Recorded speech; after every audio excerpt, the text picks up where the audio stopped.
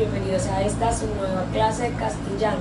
En esta ocasión hablaremos sobre las clases de narraciones, pero antes vamos a adentrarnos o recordar un poco a qué es una narración. Recordemos que llamábamos narración aquellos textos en los que evidenciábamos el relato de sucesos, ya sea reales o imaginarios. En esta ocasión, dichas narraciones las vamos a dividir en dos partes, o las vamos a clasificar de dos formas. La primera son los textos no literarios, que son en los que encontramos hechos reales, en el que la importancia la tiene la información más que la narración. En estos textos encontramos lo que es la noticia, la biografía, entre otros. Luego encontramos la segunda clasificación, que son los textos literarios.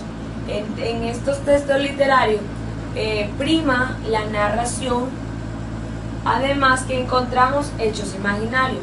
¿Cómo así? Ya en los textos literarios encontramos la figura de un autor en el que puede tomar hechos reales, pero hace una mezcla con hechos imaginarios y crea una historia que es la que nos va a narrar o contar.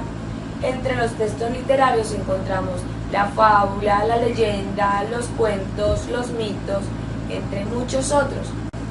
En estos momentos vamos a hablar sobre los textos literarios y vamos a explicar o clasificar algunos de estos tipos de textos.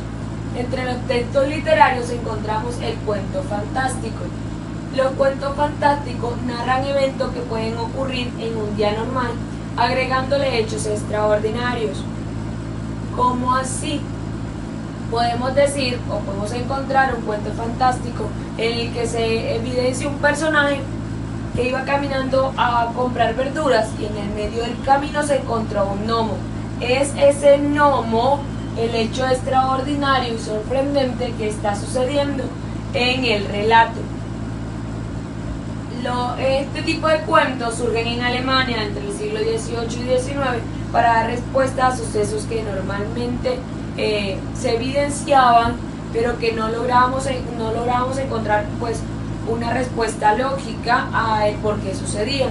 Entre los cuentos fantásticos entonces podemos encontrar cuentos en los que se vean vampiros, se vean hadas, se vean duendes, gnomos, etc. Entre las características del cuento fantástico encontramos que tiene ciertos elementos, los que son los personajes, el espacio, el tiempo y la trama. ¿Qué son los personajes? ¿Cuáles son los personajes? Pues son los seres que participan en el relato. Normalmente hay un personaje principal al que llamamos protagonista. En el espacio también es sinónimo del lugar y nos habla, valga la redundancia, del lugar en el que están sucediendo los hechos. Podríamos decir que en una habitación, en una casa, en una pradera, un bosque, una montaña, etc. El tiempo es aquel cuando nos habla de si es lluvioso, si es cálido, si es un día frío, que llamamos tiempo atmosférico, o también pueden hacer referencia a hechos que pasaron en el pasado, presente o en el futuro. La trama, por consiguiente, podemos evidenciar los acontecimientos reales o imaginarios que tienen cabida en la narración. En la trama es el que vamos a encontrar que el autor quiere hacer atractiva su cuento, de manera que un lector quiera continuar leyéndolo. Otro tipo de texto literario que podríamos distinguir es el mito, el cual es un relato tradicional de las comunidades indígenas cuyos protagonistas son seres sobrenaturales. ¿Cómo así? Bueno, en el mito podemos encontrar dioses, héroes, monstruos. Estos surgen para dar respuesta o una explicación a la creación del mundo, del universo y todo aquello que nos rodea.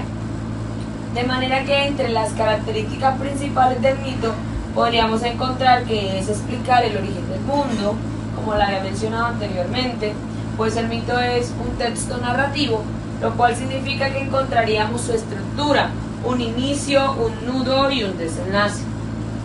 Además, como lo mencioné también anteriormente, encontramos personajes especiales.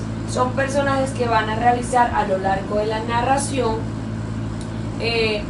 acontecimientos o hechos fantásticos o extraordinarios. Otra de las características puede ser que el mito, sí vamos a evidenciar pues el tiempo exacto en el que sucedió, nos va a hablar sobre el clima muchas veces, pero normalmente ese tiempo se remota al origen de la comunidad indígena al que hace alusión. Otro es que no evidenciamos el lugar o el espacio en el que se está originando el mito como tal. En otro de los textos narrativos de tipo literario encontramos la leyenda, que narra eventos y presentan personajes para la comunidad. La leyenda tiene similitudes al mito. Una de las similitudes puede ser que igual que en el mito se transmitía de generación en generación. ¿Recuerdan cuando hablábamos de tradición oral y que una persona lo transmitía diciéndoselo a otra y así iban e iban e iban? Bueno, la leyenda y los mitos se transmitía de la misma manera.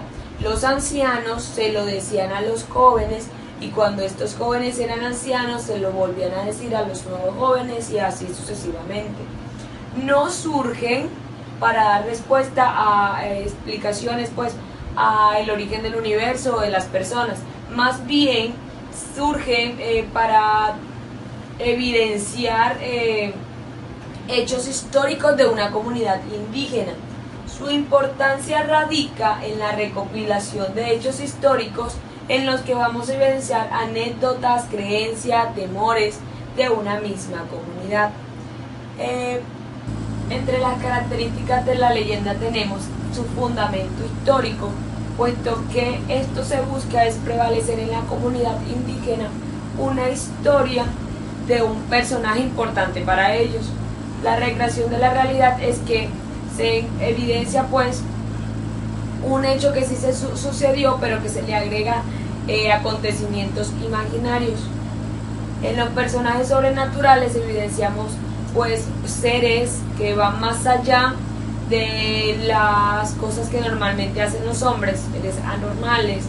Normalmente representa la fuerza de la naturaleza en sí, y el espacio misterioso pues es un lugar que ellos realmente conocen, pero le van a agregar cosas tan especiales que van a hacerlo muy diferente al sitio real. Vamos a encontrar pues las diferencias, vamos a evidenciar la diferencia entre la leyenda y el mito. Una de las diferencias pues es que el mito tiene su origen para explicar la creación del mundo. La leyenda no. Realmente la leyenda busca es mantener la tradición de una comunidad indígena.